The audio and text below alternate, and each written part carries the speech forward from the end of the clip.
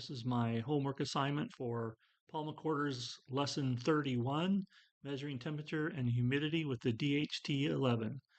Before we get started, I need a sip of ginger ale lemonade. That's very refreshing. All right, well, let's just get started with the demo.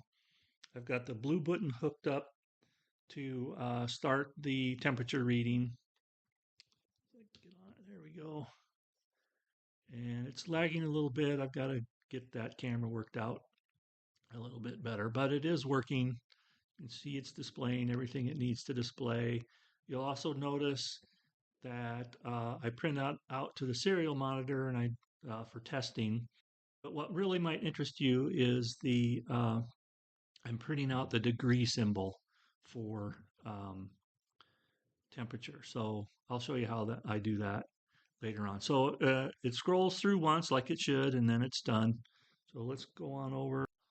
First thing we should look at is this structure I created called sensor readings. And that structure holds all the data that we get out of the DHT11, which I have defined as sensor. So the DHT I defined as sensor, so we'll call all of those functions on sensor. I have a button pressed function that just returns the opposite of the analog read on the button. So if it's not pressed, the value is 0. We reverse that to a 1, which is the same thing as true, and then we return that. So this would return true if the button's pressed. The message function is where we just assemble the message, just like Paul did it in his example. But in this case, I send in that structure, sensor readings, and I call it readings, so I can just refer to the humidity as readings.humidity and readings.Fahrenheit for the Fahrenheit temperature. This degrees constant is set to the Unicode value for the degree symbol. So that's how the degree symbol gets printed out. Here's the function that reads the sensor. So I create, it's just like it's a variable, only instead of using int or float, I use the sensor reading structure that I defined earlier. So we can read the temperature. Setting false would be the Celsius. So readings.Celsius is my Celsius reading, and it does the same for all of those readings.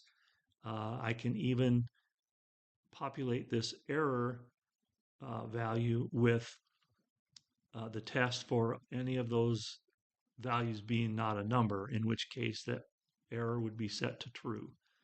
And if it is true, then we just leave that function. And if it's not, then we go ahead and calculate the heat indices.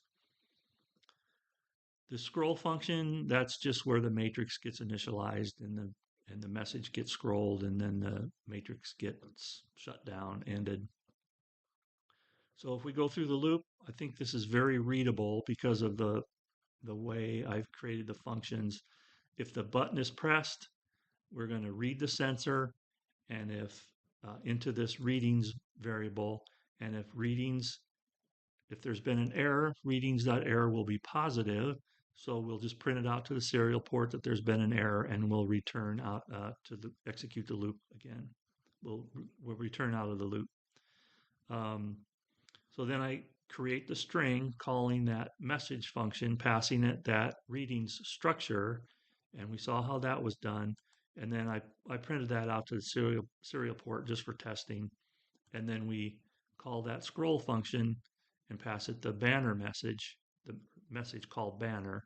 And then we do our sensor delay, and that's about it. So I really enjoyed this lesson. Thanks, Paul, for all your work, and we'll see you next time. Cheers. Oh, that is really